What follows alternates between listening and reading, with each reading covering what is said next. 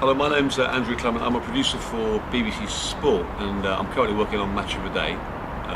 My role as producer of the programme on a Saturday would be to sort of sit in a darkened room watching a bank of monitors, probably watching football from about midday till 7 o'clock in the evening, and then doing the programme live on BBC One with Gary Lineker, Alan Hansen and Alan Shearer. So the job I've got is really to watch the games with the guys and try and work out what the stories of the day are, what order to run the games and how long to run them, what the main issues and controversies are to cover, and to cram all that into sending them into live television. So it's quite challenging. If you like football, it's a great job. If you don't like football, it's probably not for you. An important part of the job is probably deciding which clips from the games to analyse. You'll watch a game for 90 minutes and you might think that Wayne Rooney's had a great game, or there were 3 penalty incidents that were worth picking out, or the sending off was contentious, or a midfield player is dominated, or a manager's maybe come up with a formation or a system that's outwitted his opponent.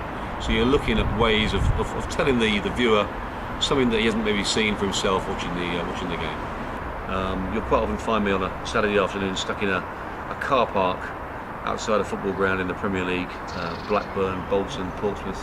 They're fairly unglamorous settings to cover a game, but I'm sat in a truck, usually watching a bank of monitors with probably 10-12 cameras, 4 replay machines, cutting the game, directing the cameras, talking to the commentator, making sure that we don't miss anything within the game, and producing a live outside broadcast that is probably taken around the world by 20-30 countries and is shown in sort of condensed form on Match of the Day on Saturday. Okay.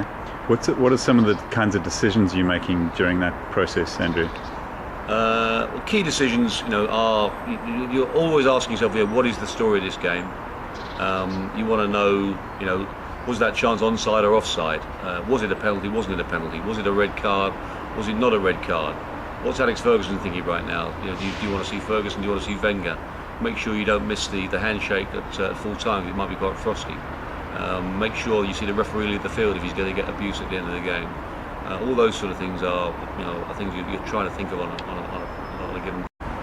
So Andrew, if you were recruiting for a member of your team, what kind of person would you look for? Well, the first thing that you've got to have is a real love of sport. I think you couldn't do the job unless you really like sport. I think you're looking for people with enthusiasm, a lot of ideas, a lot of get up and go, an ability to listen, I think, and to work as part of a team. I think that whole team ethic is really important to what we do. You're working a lot of the time with skilled people, cameramen, soundmen, BT editors, reporters, as well as obviously interviewing quite a lot of famous people.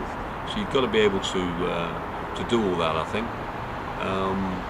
and a lot of drive and determination, I think, to keep going against the odds.